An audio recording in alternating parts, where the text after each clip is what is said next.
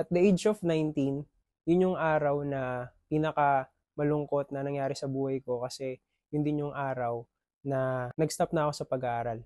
And yung pinaka-reason kung bakit ako nag-stop sa pag-aaral is colorblind ako. Hi, ako nga pala si Julius Bagawisan and welcome sa YouTube channel ko. Dun sa mga hindi nakakaalam kung anong colorblind, so sakit siya sa mata na hindi ako nakaka-identify ng mga kulay. Nangyari nun, nung second year college na ako, yung school ko ay napilitan silang tanggalin lahat ng mga colorblind na naka-enroll sa kanila. Sa kasamaan palad, isa ako sa mga colorblind na kailangan tanggalin. Wala akong choice, wala akong magawa kasi yun yung policy na kailangan nilang sundin. So imagine, nag first year ako, after ko noon, second year sana hanggang fourth year. So gusto ko sana maging seaman. So nangyari, na drop ako sa school. Noong time na yun, hindi ko alam yung gagawin ko kasi yung pangarap ko na maging seaman eh nawala. Parang gumuho yung mundo ko nung araw na yun. Pero sabi ko sa sarili ko, hindi yun yung pinaka-end ng buhay natin kasi lahat naman may dahilan kung bakit siya nangyayari. Hindi ko makakalimutan yung pakiramdam na yun kasi yun yung point ng buhay ko na feeling ko wala nang pag-asa, wala na akong mararating sa buhay. And that time meron akong negosyo na ginawa. So nag-start ako ng direct selling. So pumasok ako sa isang company na nagbebenta ng mga food supplement products and dun ko na-experience na kumita and sobrang laki ng natulong sa akin kasi dun ako nag-grow. Okay, so sa mga hindi nakakilala sa akin, isa ako sa mga sobrang mahihiyain na tao na tipong pagka nagsasalita ako sa harap ng camera, para akong natutunaw, ganyan na sobra akong nahihiya.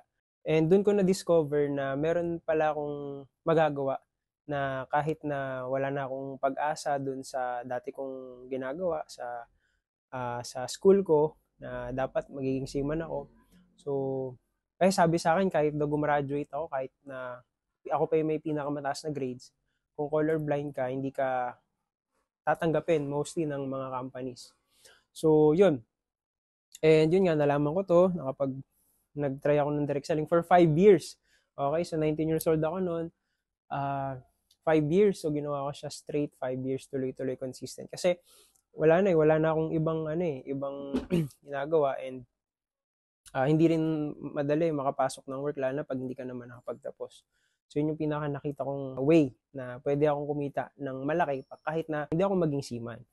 Okay naman, sobrang blessed na naging part ako nun kasi kahit pa paano doon ko naranasan na kumita and then nakapag-travel sa iba't ibang lugar. Ayan, nakapunta ako ng Singapore, ng Korea.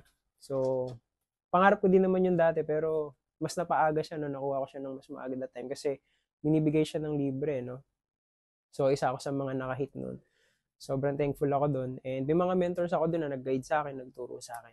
Okay, and ngayon, mas naliwanagan ako ano ba talaga yung gusto kong gawin sa buhay. Yung realization ko is lahat naman tayo may kanya-kanyang calling, di ba? So may iba ang calling nila na maging doktor, maging abogado, maging police, maging teacher. Kumbaga may profession. So may iba naman na ito yung nararamdaman nila na gusto nilang gawin. So sa amin sa family, ito yung naramdaman ko or yung calling ko na gusto kong gawin. Okay, so gusto kong magnegosyo, gusto ko talaga mag-business. Nung time na nasa direct selling business pa ako, doon ko na-realize na ito pala yung gusto kong gawin. Ito pala yung hinahanap ko. Doon ako natuto na kumausap ng mga kliyente, mag-close deal, mag-present ng product, ng business, ganyan. So, unti-unti doon ako nag-improve hanggang sa minahal ko na yung pagnenegosyo. Okay, so syempre hindi naman lahat ng negosyo, nag-start ka ng negosyo, okay agad, magiging successful ka agad. So, syempre pagka may isang negosyo na nag-fail, na hindi nag-succeed, ang next is kailangan mo mag-try ulit, 'di ba? Mag-try ka lang ng mag-try. So, nasa ganung point ako ngayon. Since hindi ako nag-succeed doon sa una kong business na ginagawa, eh, why not itry ko naman yung bago? Nagpa-plan ako na mag-start ulit. Okay, so itong YouTube channel na to, isa sa mga tool ko para masimulan yon sa mga nag-aspire din, no? Especially kagaya ko. By the way, 24 years old na ako, going 25 this June. Malapit na ako mag 30. So, ang goal ko by the age of 30, before pa, goal ko talaga by the age of 30. Gusto ko, meron na akong time and financial freedom, hindi ko na problema yung gastusin, hindi ko na problema yung bills, nakapag-provide na ako sa family ko, especially sa mga magulang ko.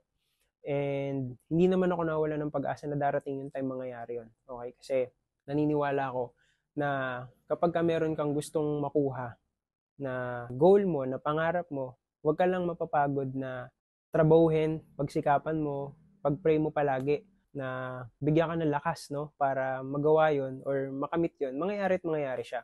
So, lalo na ngayon sa era natin na social media. Okay, so itong YouTube yung isa sa mga nakikita ko na tool para mag-succeed yung plano ko na negosyo na simulan. Okay, so sana makasama kita doon. Ayan, subscribe ka dito sa channel ko. Dito maganda sa channel natin ay isasama ko kayo sa journey ko sa pag-i-improve, okay, ng mas magiging better better version ng sarili ko. Hindi natin kailangan ikumpara yung sarili natin sa iba. So kailangan natin is improve natin yung sarili natin, ikumpara natin yung sarili natin sa tayo kahapon. Okay? So, goal natin dito, araw-araw nag-improve tayo. Araw-araw, may na-accomplish tayo, maliit man or malaki. Kailangan, mahit natin yung target natin. Okay? So, akong target ko by the age of 30, and sinabi nga kanina, gusto ko, meron na akong time and financial freedom. Diba? Hindi ko na problema yung mga gastusin, yung mga bills. Diba? Anytime, gusto kong bumili ng ganito, gusto kong kumain ng ganito, may emergency, hindi ko kailangan problemahin yung financial kasi nandyan na siya, okay? Kumbaga na-establish na siya.